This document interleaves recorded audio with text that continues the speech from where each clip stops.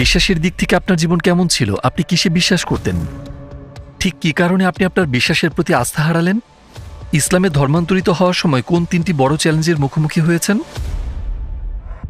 এই যা, আর কিছু? এত প্রশ্ন? আর কোনো প্রশ্ন বাকি নেই তো? আমি এটা সেটা চেষ্টা করেছি। আমার মনে আছে একবার আমি একটা পার্টি থেকে ফিরছিলাম। তখন অন্ধকার, দেয়ালে ধাক্কা লাগার মতো গভীর অন্ধকার ছিল, আর আমার দেহ থেকে রক্ত ঝরছিল। ভীষণ কষ্ট হচ্ছিল। তারপর আমি দরজা খুলি।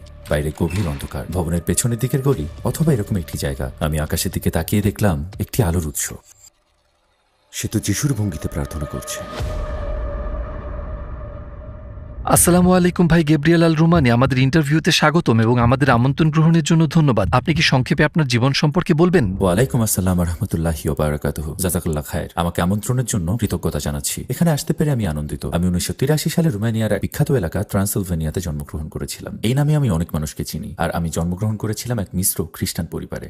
আমাকে ব্যাপটাইজ করা হয়েছিল 3টি গির্জায়, ক্যাথলিক, অর্থোডক্স এবং ইউনিটারিয়ান চার্চ। বেড়ে ওঠা রোমানিয়াতেই এবং জীবনের বেশিরভাগ সময় কাটিয়েছি সেখানেই, কমিউনিস্ট শাসনামলে। আর ঠিক তারপরে আমি চলে গিয়েছিলাম কানাডায় এবং আমি পড়াশোনা করি ইসলামিক স্টাডি নিয়ে। স্পেশালি আমি করতাম মূলত ইসলামিক মনস্তত্ত্বের দৃষ্টিকোণ থেকে পজিটিভ কাউন্সেলিং, একই সাথে অস্তিত্ববাদী দৃষ্টিকোণ থেকেও কাউন্সেলিং। এখনো পর্যন্ত বলা যায় এটাই আমার পেশা এবং আলহামদুলিল্লাহ আমার কাজটা আমি খুবই পছন্দ করি। বিশ্বাসের দিক থেকে কেমন ছিল আপনার জীবন? কিসে বিশ্বাস করতেন আপনি? আমি বলতে পারি খুব অল্প বয়স থেকেই সৃষ্টিকর্তার বিশ্বাসের ব্যাপারে আমাকে প্রেরণা দেওয়া হয়েছে, মূলত আমার দাদি, এবং তিনি ছিলেন খুবই ধর্মপরায়ণ ক্যাথলিক। আর আমি তার সাথে প্রচুর সময় কাটাতাম। স্কুলে যাওয়ার পথে আমি গির্জার কাছে থামতাম, প্রার্থনা করতাম। আমার সাথে স্কুলে যাওয়ার সময় সব বাচ্চাদের আমি প্রায় জোর করে বলতাম, এসো প্রার্থনা করো। এই ব্যাপারটি ছিল আমার বাড়ির পাশে চালানো একটি আন্দোলনের মতো। আর বাড়ি ফেরার পথে আমি আবারও গির্জায় যেতাম। প্রত্যেকবার রাস্তা পার হতে গিয়ে আমি হাত দিয়ে বুকে ক্রস চিহ্ন ইশারা করতাম। যতবার আমি গির্জার পাশ দিয়ে যেতাম ততবারই যেন আমি নীরবে প্রার্থনা সেরে নিতাম।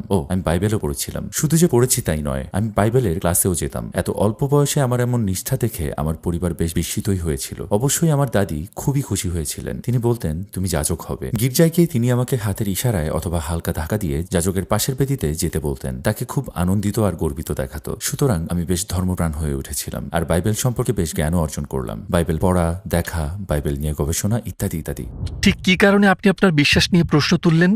প্রথমবারের মতো আমার মধ্যে সিরিয়াসভাবে সন্দেহ প্রবেশ করলো যখন আমার এক বসনিয়ান বন্ধু কামালের সাথে এই ব্যাপারে আলোচনা করি। আমার মনে আছে আমি গিয়েছিলাম একটি ফুটবল ম্যাচে। তখন গ্রীষ্মকাল। আমরা ড্রাইভ করতে করতে কথা বলছিলাম। আমরা অনেক ব্যাপারেই কথা বলছিলাম আর তর্ক বিতর্ক করছিলাম। আমার মনে আছে সে মাঝে মাঝে মর্মাহত হতো আর বলতো, তুমি কি সত্যিই বিশ্বাস করো যে যিশু সৃষ্টিকর্তার পুত্র? সত্যি কি তুমি এটি বিশ্বাস করো? যদিও এই প্রশ্নটা আমাকে অনেকবারই করা হয়েছে, সেবার আমি নিজের মধ্যে সন্দেহ ফিল করলাম এবং আমার স্বভাবের সাথে এই চিন্তাটা কেমন যেন খাপছাড়া মনে হলো। আমরা অনেক ব্যাপারেই কথা বলেছিলাম আর তর্ক বিতর্ক করেছিলাম। সেটাই ছিল প্রথমবার এই ব্যাপারে নিজের কাছে এবং অন্যদের কাছে আমাকে থাকতে হবে। কিছুটা থমকে গেলাম আর মনে মনে বললাম, একটু ভেবে দেখি ব্যাপারটা আসলে কি, কোথাও কোনো গোলমাল তো আছে, আরো জানতে হবে আমাকে। ব্যাপারটি ছিল বেশ মজার, কারণ সে আমাকে চাপ দিচ্ছিল, আমিও তাকে চাপ দিচ্ছিলাম। মানে আমি চেষ্টা করছিলাম তাকে পথভ্রষ্ট করার আর সে চেষ্টা করছিল আমাকে সৃষ্টিকর্তার নিকটবর্তী করার। আমার মনে আছে একটা জিনিস সে কখনোই বাদ দিত না, আর সেটা হচ্ছে নামাজ। যাই ঘটে যাক না কেন সে নামাজ আদায় করতো। আমরা কোথায় আছি সেটা কোনো ব্যাপার না, নামাজের সময় হলেই নামাজ। হয়তো আমরা শহরের ভেতর দিয়ে হাঁটছি, হয়তো আমরা কোনো নাচের পার্টিতে যাচ্ছি, নাচ চলছে, হঠাৎ আমরা বাইরে চলে আসতাম। সে বলতো, চলে এসো, সময় হয়ে গেছে। তো তখন আমি তার নামাজ শেষ হওয়ার জন্য অপেক্ষা করতাম, যাতে সে সময় কেউ তাকে বিরক্ত না করে। ব্যাপারটা দেখে আমি প্রথমেই যা ভাবতাম তা হচ্ছে, আচ্ছা কেন এটা করছে সে? দ্বিতীয়ত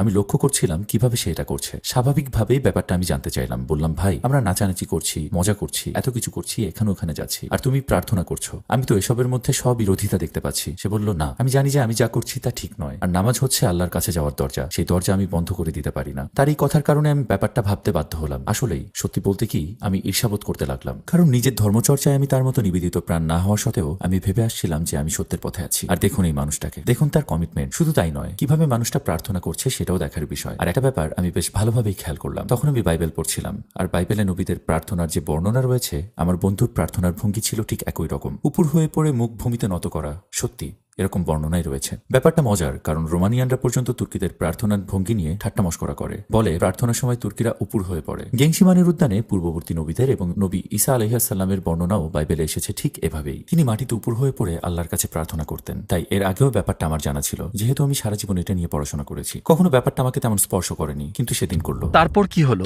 আপনি কি তার সাথে এই ব্যাপারে কথা বললেন? তখন সকাল, ফজরের সময়। আমরা কানাডার টরন্টোতে। আমরা গেলাম একটি গাড়ি কিনতে। আমার বাবা যে বাড়িতে থাকতেন তার বাইরে দাঁড়িয়ে আমরা অপেক্ষা করছিলাম। করছিলাম। ফজরের ওয়াক্ত, সে নামাজ পড়ছিল। ওজুর জন্য আমি তার হাতে পানি ঢেলে দিচ্ছিলাম। বসে তার নামাজ পড়া দেখতে দেখতে আমার মনে হলো সে তো খ্রিস্টের মতোই প্রার্থনা করছে। আমি তাকে বললাম, ব্রো, তুমি কি জানো তুমি কার মতো প্রার্থনা করো? সে বলল, হ্যাঁ জানি, কারণ যিশু ছিলেন একজন মুসলিম। তখন আমার প্রতিক্রিয়াটি এমন ছিল, আরে না না, কি বলছো তুমি, তিনি তো খ্রিস্টান ছিলেন। সে বলল, না, তিনি কিভাবে খ্রিস্টান হবেন, সে সময় তো কোনো খ্রিস্টানই ছিল না। তুমি বড়জোর বলতে পারো তিনি ইহুদি ছিলেন, তাই তো? কারণ জাতিগতভাবে তারা ইহুদি ছিলেন, কিন্তু সে সময় তো কোনো খ্রিস্টান ধর্ম ছিল না। তখন ভাবলাম সে তো ঠিকই বলেছে, আমাকে আরো ভালোভাবে ব্যাপারটা মানতে হবে। সে তো ঠিকই বলেছে, তাহলে আমরা কেন এভাবে প্রার্থনা করি না? নিশ্চয়ই আপনি কখনো কোনো যাজককে সিজদা দিতে দেখেননি। হ্যাঁ, খ্রিস্টানদের কোনো কোনো সম্প্রদায় এখনো এভাবে প্রার্থনা করে। ফলে ব্যাপারটা ছিল আমার জন্য বড় একটি ধাক্কা। আমার সন্দেহের মাত্রা এতটাই বেড়ে গেল যে আমি এক পর্যায়ে খ্রিস্ট ধর্ম ত্যাগ করলাম, এবং সম্ভবত ওই অল্প কিছু ঘটনার কারণেই মূলত আমি খ্রিস্ট ধর্ম ত্যাগ করেছিলাম। ক্যাথলিক হাই স্কুলে পড়ার সময় আমার একজন যাজকের সাথে এবং আমার কিছু ধর্মীয় শিক্ষকের সাথে আমি ট্রিনিটি বা তৃতীয় ধর্মতত্ত্ব নিয়ে আলোচনা করতাম। সেসব আলোচনার ফলে আমার সন্দেহ আরো গাঢ় হয়েছিল, এবং আমার জন্য সেটা ভালোই হয়েছিল, কারণ আমার মধ্যে অন্তত প্রথম স্ফুলিঙ্গটা জ্বলে উঠেছিল। আমি বিশ্বাস করি সৃষ্টিকর্তা আছেন, তবু কোথাও কিছু ঘাটতি ছিল। হ্যাঁ, আমি আল্লাহকে বিশ্বাস করি, অর্থাৎ আমি যৌক্তিক একেশ্বরবাদী। তাই তো তারা সৃষ্টিকর্তায় বিশ্বাস করে, কিন্তু কোথাও কিছু মিসিং আছে। ঠিক কি করতে হবে, পথ কোথায়, সেটাই ছিল আমার আবিষ্কারের পরবর্তী ধাপ। কিন্তু আমি খ্রিস্ট ধর্ম ত্যাগ করেছিলাম। খ্রিস্ট ধর্ম ত্যাগ করার পর কিভাবে আপনি ইসলামের পথে এলেন? তখন আমি ছিলাম, কি বলবো, তরুণ। খেলতাম ফুটবল টিমে, এক প্রকার সুপারস্টারই ছিলাম বলতে পারেন। পত্রপত্রিকায় আমাকে নিয়ে খবর ছাপা হতো, কিন্তু আমি সুখী ছিলাম না। যেমন পার্টি থেকে ফেরার কথা মনে পড়ে। এইসব জিনিসেও আমি আর সন্তুষ্টি খুঁজে পেতাম না। ক্লাবে যাওয়ার জীবন শেষ, ইতি টেনেছি। বলা যায় এই সবকিছু এখন আমার কাছে বিরক্তিকর। নারীর ব্যাপারে আমি আর মাথা ঘামাই না, আমি আমার গাড়ি নিয়ে মাথা ঘামাই না। এসব কোনো কিছুরই অর্থ আমার কাছে আর নেই। গাড়ি চালিয়ে বাড়িতে গিয়ে বিছানায় শুয়ে ছাদের দিকে তাকিয়ে আমি ভাবি, এসবের মানেটা কি? ও, এত এত কিছু, আর কিছু বাকি আছে। আমি তো এটা সেটা অনেক কিছুই করেছি, কোনো কিছুই ভালো লাগছিল না। তারপর এক রাতে আমি স্বপ্ন দেখলাম যে আমি আবারও একটি পার্টিতে আছি, আনন্দ ফুর্তি করছি। একটা মেয়ের পাশ দিয়ে যাওয়ার সময় মেয়েটা আমার গায়ে একটি ছুরি মেরে দিল, একেবারে বাস্তবের মতো। আমি ব্যথা অনুভব করলাম, আমি অনুভব করলাম ছুরির ধাতব শীতলতা। মনে হচ্ছিল আমি হেঁটে যাচ্ছি দুই দেয়ালের মাঝে সরু একটি পথ দিয়ে, তারপর একটি দরজা। শরীর থেকে রক্ত ছড়া অবস্থায় আমি দরজা পেরোলাম, খুবই কষ্টকর। দরজা খুলে দেখলাম ভেতরে অন্ধকার, কোনো ভবনের পেছনের গলি অথবা বাগানের মতো একটি জায়গা। আকাশের দিকে তাকালাম আর দেখি অন্ধকারের মাঝে একটি আলোর বিন্দু। তারপরে আমার দেহ থেকে আত্মা বেরিয়ে গেল। ব্যাপারটা ঘটার সাথে সাথে আমার ঘুম ভেঙে গেল। জেগে ওঠার পর আমি শুধু ঘামছিলাম আর কাঁদছিলাম, কান্না থামাতেই পারছিলাম না। আমি নিজের উপর যেন কোনো নিয়ন্ত্রণই নেই। প্রথমে আমার মাথায় যে চিন্তাটি এলো সেটা হচ্ছে, এটা একটা সংকেত। আমি আমার ভাই আর মায়ের ঘরে গিয়ে দেখলাম তারা ঠিক আছে কিনা। সবই ঠিক আছে। আমি ফিরে এলাম, তখনও আমি অজরে কাঁদছিলাম। কাঁদতে কাঁদতে আমি ভিজে গিয়েছিলাম, যেন কেউ আমাকে কোনো পুলে ডুবিয়েছে। পুরো বিছানা ভেজা। মনে হচ্ছিল আমি বাথরুমে গিয়েছিলাম। আসলে এরকমটা আমার জীবনে আর কখনোই ঘটেনি, কিন্তু আমি জানতাম যে এই ব্যাপারে আমাকে কিছু একটা করতে হবে। আমি জানতাম যে সৃষ্টিকর্তা আমাকে ইশারায় ডাকছেন। মূলত আমার সিদ্ধান্তটা আমি কিন্তু শুধুমাত্র ওই স্বপ্নের কারণে নেইনি। ব্যাপারটা আমার কাছে ছিল খুবই গভীর আর একান্তভাবে নিজস্ব। যেমন আমি একবার স্বপ্নে হযরত ঈসা আলাইহিসসালামকে দেখেছিলাম। স্বপ্নটা ছিল খুবই মজার, কারণ তিনি স্বপ্নে আমার গাড়িতে চড়েছিলেন। গাড়ির পেছনের সিটে তিনি শুয়ে পড়েছিলেন, ক্লান্ত ছিলেন তিনি। তার পরনে ছিল জালাবিয়া মানে থোব, এবং পায়ের কাছে ছিল রানিং শুজ, সম্ভবত অ্যাডিডাস। আমি জানি স্বপ্নটা উদ্ভট, আমি ক্লান্ত, গ্রাভিয়াল, আমি খুবই ক্লান্ত। আমি গাড়ি থামালাম আর বহু লোক তার কাছে আসতে লাগলো। ও যিশু, গড। লোকজন যখন গাড়ির সামনে ভিড় করছিল তখন তিনি আমার দিকে তাকালেন। একজন বিখ্যাত মানুষকে দেখার জন্য মানুষ ভিড় করলে যেমনটা হয় আর কি। আর তিনি যেন আমাকে বললেন, দেখো এই মানুষগুলোকে, ওরা মনে করে আমি সৃষ্টিকর্তা, আর এইসব দেখতে দেখতে আমি ক্লান্ত। আমি ক্লান্ত হয়ে শুয়ে আছি আর ওরা ভাবছে আমি আল্লাহ। আবারও বলছি, স্বপ্নটা ছিল খুবই জীবন্ত। আমি ইসলাম গ্রহণের সিদ্ধান্তটা ওই স্বপ্নের উপর ভিত্তি করে নেই, ওরকম কিছুই না। না, মানুষ এরকম দাবি করে থাকে, কিন্তু অন্য মানুষের কাছেও এইসব ব্যাপারের গুরুত্ব রয়েছে। তাদের বোঝা দরকার যে স্রষ্টা কিছু চাইছেন। তার মানে এই নয় যে স্বপ্নটার অর্থ সোজাসাপটা। স্রষ্টা আপনার মনের দরজা খুলে দিচ্ছেন, যাতে আপনি প্রশ্ন করেন, বুঝতে পারেন, আরো অনুসন্ধান করেন। এবং বলতে গেলে এরপরেই আমি আমার বোধের পরবর্তী ধাপে পৌঁছালাম এবং বুঝতে পারলাম যে আমাকে কিছু করতে হবে। ব্যাপারটা আমি হৃদয়ঙ্গম করলাম স্বপ্ন দেখার পরে। আর কি ঘটেছিল যাতে আপনি ইসলামের দিকে আরো বেশি ধাবিত হলেন? আমার মনে আছে প্রথমবারের মতো কুরআন তেলাওয়াত শোনার স্মৃতি। মুগ্ধ হওয়ার মতো ব্যাপার। আমি মুগ্ধ হই, তবে যা পাঠ করা হচ্ছিল আমি তার অর্থ জানতাম না। সে সময় এই ব্যাপারে আমার কোনো ধারণাই ছিল না, এবং আমি আরবি ভাষা জানতাম না। কিন্তু সেই তিলাওয়াত আমাকে গভীরভাবে স্পর্শ করেছিল, এবং যখন আমি ইসলামকে বুঝলাম তখন মনে হলো এসব তো নতুন কিছু নয়। আমি উপলব্ধি করলাম এটা তো সার্বজনীন। মনে হলো যেন এটাই ধারাবাহিকতা। আমার মনে হলো না আমি বদলাচ্ছি, বরং মনে হলো আমি নিজেকে খাপ খাওয়াচ্ছি। সকল নবীদের সম্পর্কে জানার কারণে, ওল্ড টেস্টিমেন্ট আর নিউ টেস্টিমেন্ট জানার কারণে আমি উপলব্ধি করলাম যে ইসলাম হচ্ছে সর্বশেষ টেস্টিমেন্ট, এবং অবশেষে আমি বুঝলাম যে ইসলাম হচ্ছে সেই একই বার্তার ধারাবাহিকতা। পুরো ব্যাপারটা আমার কাছে পরিষ্কার হয়ে গেল। আগে ছিল লা ইলাহা ইল্লাল্লাহ, মুসা রাসূলুল্লাহ, ঈসা রাসূলুল্লাহ, নূহ রাসূলুল্লাহ, আর এখন সেটা লা ইলাহা ইল্লাল্লাহ মুহাম্মাদুর রাসূলুল্লাহ। সেম, অর্থাৎ এখানে ধারাবাহিকভাবে লা ইলাহা ইল্লাল্লাহ সেম, অর্থাৎ কেবল নবীদের নাম বদলেছে সময়ের সাথে সাথে। কি ঘটেছিল যার ফলে আপনি অবশেষে মুসলিম হওয়ার সিদ্ধান্ত নিলেন?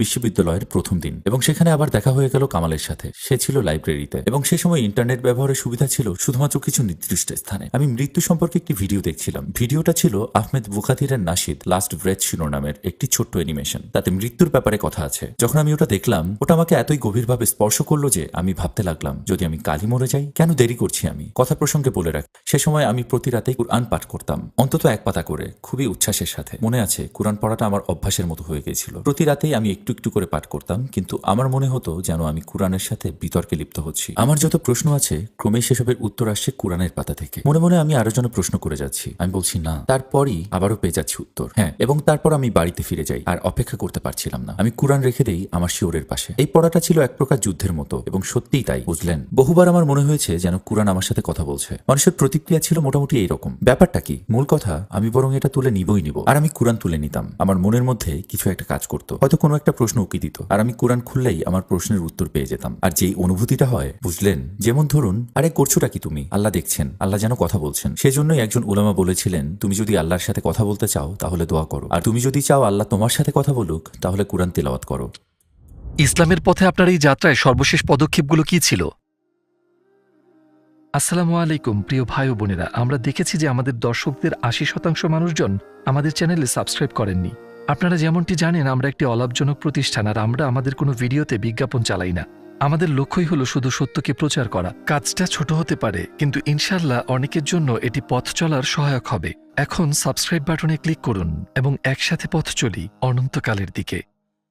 ইসলামের পথে আপনার এই যাত্রায় সর্বশেষ পদক্ষেপগুলো কি ছিল? হয়েছিল কি, একদিন ঘুম থেকে উঠে লক্ষ্য করলাম কিছুই আমার ভালো লাগছিল না, কিছুই না। তখন মনে মনে বললাম, কিসের জন্য অপেক্ষা করছো তুমি? সত্য তো তুমি পেয়েই গেছো, এটাই সত্যি। বিশ্ববিদ্যালয়ে গিয়ে বন্ধু কামালকে দেখে বললাম, আজ রাত তোমার আমার বাড়িতে আসতে হবে, একটা ব্যাপারে তোমার সাহায্য প্রয়োজন। তো সে বলল, তুমি কি ঠিক আছো? আমি বললাম, তুমি শুধু আসো। সে বলল, ঠিক আছে, কোনো সমস্যা নেই, আমি আসবো। তখন পরীক্ষা চলছিল। আমি আমার বাড়ির উপর তলায় কয়েকজনের সাথে পড়াশোনা করছিলাম। কামাল আমাকে নিচতলা থেকে ডাকলো, আমি এখানেই আছি, চিন্তা করো না, আমি আসছি। গেলাম নিচতলায়, তখন রাত। আমি শুধু তার দিকে তাকালাম। সে বলল, কি হয়েছে ভাই, তুমি কি ঠিক আছো? আমি বললাম, আমি মুসলিম হতে চাই। সে বলল, আমি জানতাম, আমি এটা জানতাম। আমি বললাম, তুমি কি বলতে চাইছো? সে বলল, দীর্ঘ সময় ধরে আমরা একসাথে তারাবির নামাজ পড়ছিলাম, সে কথা কি তোমার মনে আছে? সে বলল, আমি সিজদায় গিয়ে আল্লাহ তাআলার কাছে প্রার্থনায় বলেছিলাম, এই মানুষটা তোমার অনুসন্ধান করছে, তুমি তাকে ইসলামের পথে চালিত করো, তাকে তৌফিক দান করো ইসলামকে আলিঙ্গন করার। সে শুধু বলল, আমার সাথে বলো। আমি তার আগেই জানতাম কি বলতে হবে। তখন আমি কালিমা শাহাদাত উচ্চারণ করলাম। মনে হলো আমার শরীর থেকে একটা ভার নেমে গেল, শুধু ওই শব্দগুলো বলার কারণেই। সেই রাতে আমি ঘুমালাম অন্যরকম প্রশান্তির ঘুম। আপনি ইসলামের ধর্মান্তরের পর আপনার পরিবার এবং কাছের মানুষ কেমন প্রতিক্রিয়া দেখিয়েছিল? মনে পড়ে সর্বপ্রথম কথাটা আমি বলেছিলাম আমার মাকে। তিনি একটু চিন্তিত হয়ে পড়েছিলেন, কারণ আগে আমার যেসবের পক্ষপাতিত্ব ছিল সেগুলো তার মধ্যেও ছিল।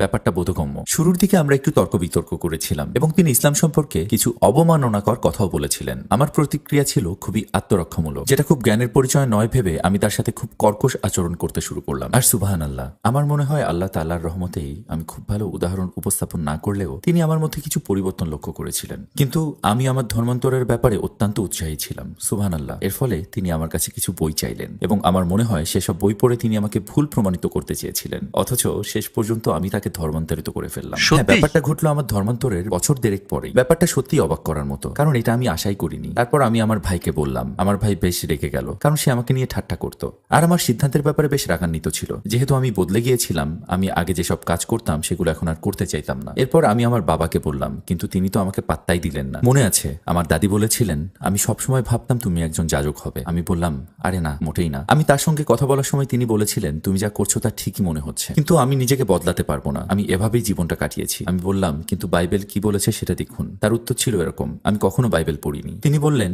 যাজক যা বলেন আমি শুধু সেটাই শুনি। আমি বললাম, কিন্তু অন্তত বাইবেল যা বলেছে আপনি কি সেটা বিশ্বাস করেন না? তিনি বলতেন, ম্যাটার করে না, আমি নিজেকে বদলাতে পারবো। ইসলামের নিয়ম কানুন, যেমন দিনে 5 বার সালাত আদায় করা অথবা মাসব্যাপী রোজা রাখা, এগুলো কি শুরুতে আপনার জন্য কঠিন ছিল? সত্যি বলতে শুরুতে সালাত আদায় করাটা কঠিন ছিল না। অবশ্য আগে অন্যরকম জীবনযাপন করার কারণে আমি অভ্যস্ত ছিলাম না, তাই আমি প্রায়ই রাতে নামাজ পড়ে নিতাম।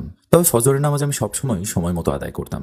বরাবরই আমি সকালে ঘুম থেকে উঠি। দিনভর নানান কাজে আমি একটু ব্যস্ত হয়ে পড়তাম, কিন্তু খুব সহজেই আমি আবারও সবকিছু মানিয়ে নিতে পারলাম।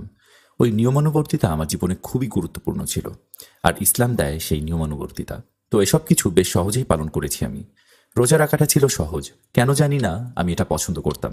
ইসলামের ধর্মান্তরের সময় আপনার জন্য সবচেয়ে বড় 3টি চ্যালেঞ্জ ছিল কি কি? প্রথমটা হচ্ছে সাপোর্ট। মনে রাখতে হবে, আমরা সবাই সামাজিক প্রাণী। আমাদের দরকার হয় ভালোবাসা, দলভুক্ত থাকা। আমাদের দরকার হয় অন্যের কাছে গ্রহণযোগ্যতা আর মূল্যায়ন পাওয়া। আমাদের রয়েছে আবেগ, আর এক্ষেত্রে আপনি যাচ্ছেন আপনার পরিবারের বিপক্ষে।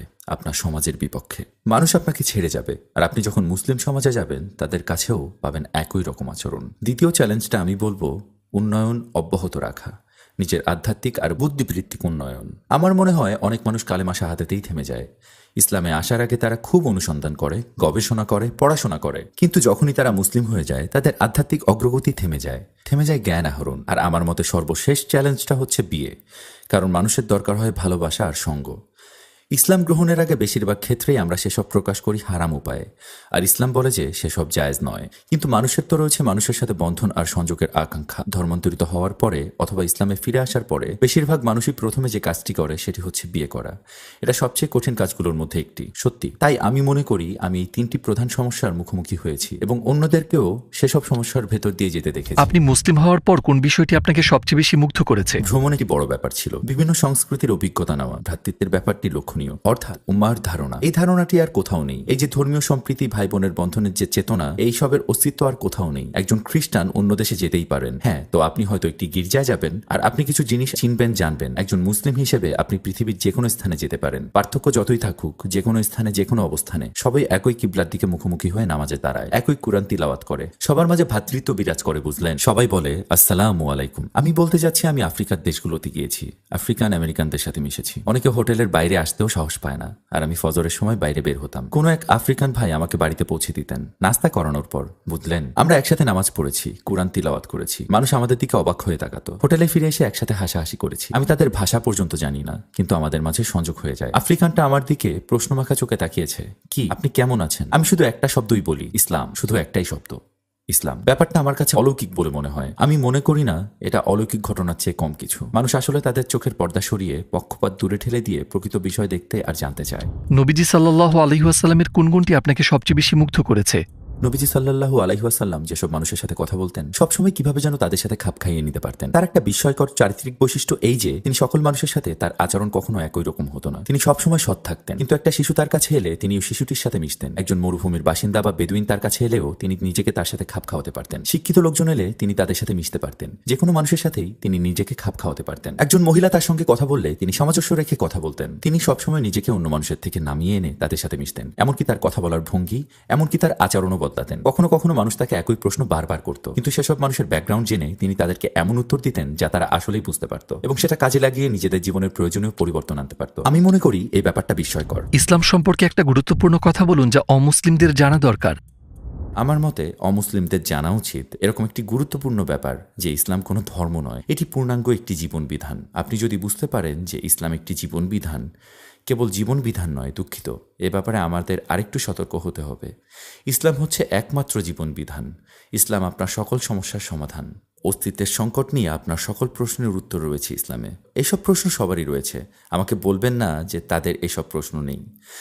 আপনি যখন ঘুমাতে যান রাত 11টা কিংবা 2টায়, চোখে ঘুম না এলে এসব সমস্যা আপনার মাথায় ভিড় করে। এই পৃথিবীর সকল সমস্যার সমাধান করবে ইসলাম। বর্ণবাদ থেকে শুরু করে দুর্নীতি আর অশ্লীলতা সবকিছু সমাধান করতে পারে ইসলাম। এখন কোন প্রজেক্ট নিয়ে কাজ করছেন? বর্তমানে আমি 2টি কাজে মনোনিবেশ করেছি, শিক্ষা আর কাউন্সেলিং। কেননা ইসলামে আমি বেশ নতুনই বলা যায়। আমি বুঝতে চেষ্টা করছি কোথায় আমি কাজে লাগতে পারি, মুসলিম উম্মার কোন সমস্যাগুলো সমাধান আমি করতে পারি। আমি উপলব্ধি করছি যে শিক্ষা খুবই গুরুত্বপূর্ণ এবং আমার সক্রিয়তা এখন মূলত রোমানিয়াতেই। অমুসলিম ও মুসলিম রোমানিয়ানদের শিক্ষাদান করছি। আমরা রোমানিয়ান ভাষায় এমন কিছু বই যেগুলো আগে কখনো এই ভাষায় অনুদিত হয়নি, যেমন আল মুক্তাসার ফি তাসফির। রোমানিয়ান ভাষার কোনো তাফসির গ্রন্থ নেই, তাই রোমানিয়ান ভাষায় অনুদিত প্রথম তাসফির গ্রন্থ এটাই। তাই নিশ্চিতভাবে এটি হবে আমাদের বড় সাদকায়ে জারিয়া, ইনশাল্লাহ। এছাড়া আমরা কুরআন সহ আরো কিছু বই অনুবাদ করেছি, শিশুদের জন্য ক্লাস, বড়দের জন্য ক্লাস এবং সাধারণভাবে বিভিন্ন অমুসলিমদের দাওয়া। আপনার শেষ মন্তব্য হিসেবে আপনি কি বলতে চান? আন্তরিক হতে হবে। যে কোনো কাজে এটাই সম্ভবত সবচেয়ে কঠিন কাজ। প্রত্যেকটি হাদিসের বই শুরু হয়েছে এই 3টি হাদিস দিয়ে, ইন্নামাল আমালু বিনিয়াত। প্রত্যেকটি কাজই হয় নিয়ত অনুযায়ী, কারণ এটা নিয়ত, আন্তরিকতা, ইখলাক। যেমনটি সুফিয়ান আল থাউরি রহমতুল্লাহ বলেছেন, মুওয়াজাতু শাই আলাই আশহাদু মিন নিয়াতি। আমার নিজের ক্ষেত্রে নিয়তের মতো কঠিন কিছু আমি আর পাইনি, আন্তরিকতা। আপনি যদি আন্তরিক হন, আপনি যদি সত্যি আল্লাহ তাআলাকে চান, আপনি তাকে পাবেন। আপনি যদি আন্তরিক হন, তাহলে জীবনে যা কিছুই করেন না কেন, আমি মনে করি অবশেষে সেই কাজের ফলাফল হিসেবে সবসময় আপনি ইতিবাচক। ভাই গেব্রিয়েল, এই সুন্দর সাক্ষাৎকারটির জন্য আপনাকে ধন্যবাদ। ইনশাল্লাহ আমাদের আবার দেখা হবে। আল্লাহ আপনার মঙ্গল করুন।